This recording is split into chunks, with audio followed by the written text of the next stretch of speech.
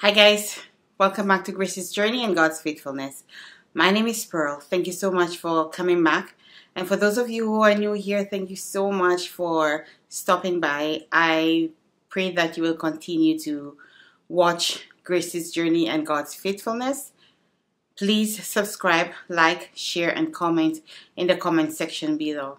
Thank you so much. Today we are going to talk about the struggles to get open heart surgery for Grace. The way I'm going to do that, because so many things we went through and I want to tell you guys about it. So we are going to do it in about 3 parts.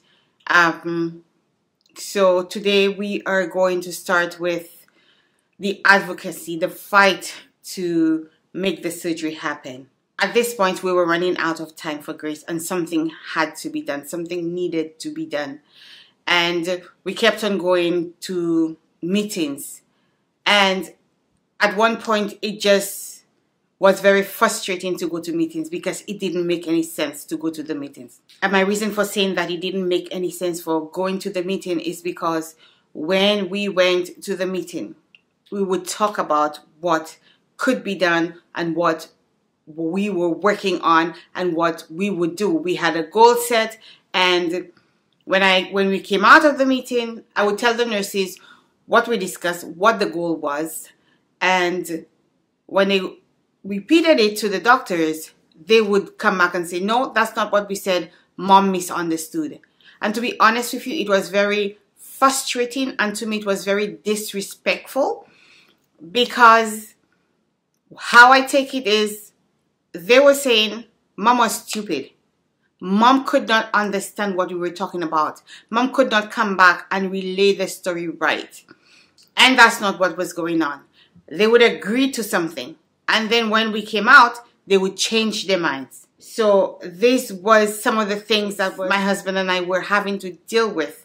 And honestly, it was very frustrating. In spite of it all, we could not afford to not fight for Gracie. We could not afford to let that get in the way. We had to do everything that we could do for Grace and to making sure that she got the surgery that she really needed. So when I realized going to the meeting and after talking and agreeing to something, it would come to naught.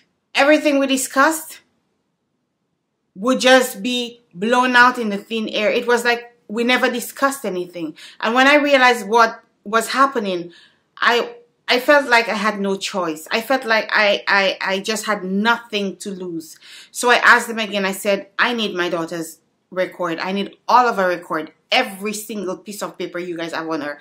I need that. I want it. Where can I find this? So they directed me again to the record room. That time I went to the record room.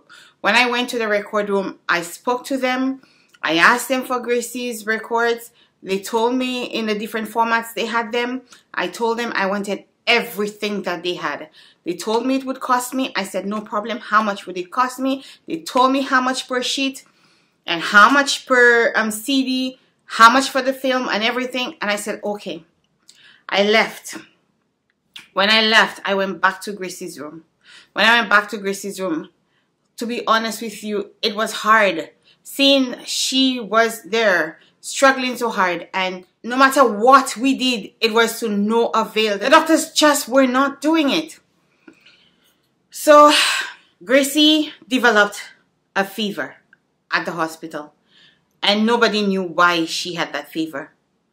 Gracie's temperature was very, very high, and nobody could tell why. They did all different tests. They could not tell. There was a time they thought Gracie was getting neck, and they told me that neck could be lethal. So they started Gracie on antibiotics, and then they ran tests to find out if she had neck. A few days later, it came back that she was negative for neck. They ran many other tests to find out why she was having this fever, and they couldn't find any reason why she was having the fever. What we were doing is we were putting bags of ice. They had these long white bags. We used to fill them with ice and put them around Grace. That wasn't helping. That was not cooling Gracie down. It was not bringing the temperature down. They were giving her Tylenol. When we realized that the bags were not helping, she had Tylenol, but the fever was still there. It just wasn't going away. So we came up with an idea. We took gloves and we started to put ice in the gloves.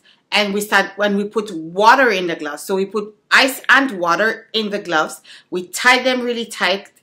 And then we started to put them around Grace, like hugs around Grace, like your hand around Gracie, and all around her. And that helped her with the fever. Although the fever did not come all the way down, but that helped to keep her cool somewhat. Gracie had so much fluid overload. Gracie was big. She was ballooned, and you would think that this was true weight, but it wasn't true weight. It was edema. This child was this long, and she was puffed up, full of fluid, and we kept on trying our best and trying our best, but at this time, Gracie is just getting worse. Gracie needed to have the mask on. And when I realized that, I said, we need to do something because this child, her time is running out. We gotta do something. And thank God, God kept me standing strong. I remember them moving Gracie around because they were running out of beds. They used to move us around, send us to different places to allow somebody to get the space, and then after a few days they would bring us back, and it was a lot. I mean, she was already very sick, and I remember her being on meds to control her edema, and there came a point where that med was not working for Grace anymore. They had reached to the highest level that they could have gone, and she had reached to the highest level, and that was just not working for Grace. The only option that Gracie had left was to get surgery.